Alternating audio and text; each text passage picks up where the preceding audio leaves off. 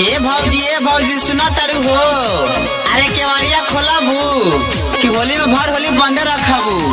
का ये देवर का कहा तानी?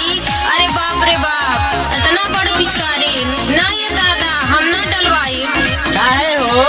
अरे तने भर होली देवरानों के लहर लुटे द। आइल बाटे होली जब से मन घबराइल बा। आइल बाटे होली जब से मन घबराइल बा। घरे आवह राजा हो देवर पागल बा। घरे आवह राजा हो देवर पागल बा। लेके पिचकारी घूमे नासा में नासाइल बा। घरे आवह राजा हो देवर पागल बा। घरे आवा राजा हो देवर पागलाइल बा। घरे आवा राजा हो देवर पागलाइल बा।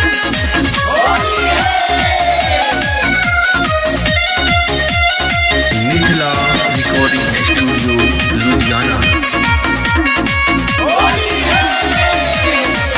रंग डाले के फेरा में रहता हो, भोरी चोली में डालब ई कहता हो। मरबो करबे करके बड़ा की करता, समझा दिए करके। रंग डाले के फेरा में रहता हो, भोरी चोली में डालब ई कहता हो।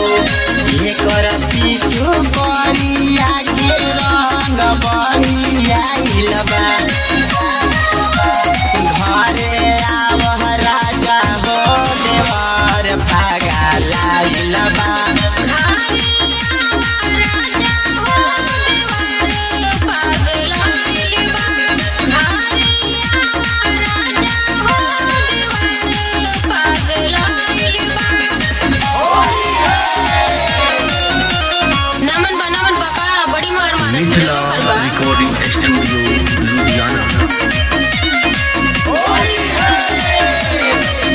आगे पीछे से लटके में डालता हो, लेके रंगा गुलाल गल मालता हो।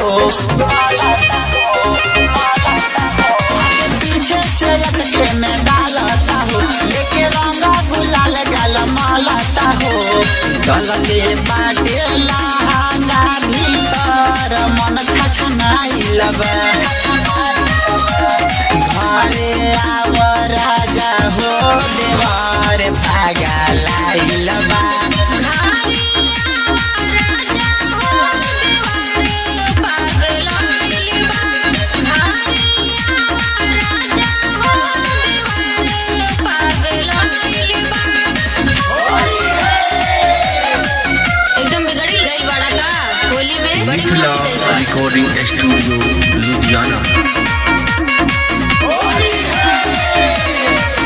कभी होली में आई बनाया वेला हो, पिंटू किया तू बड़ा तड़पा वेला हो। कभी होली में आई बनाया वेला हो, पिंटू किया तू बड़ा तड़पा वेला हो। बची नाही खाती जवन तोहरा लाशा जाइल बा।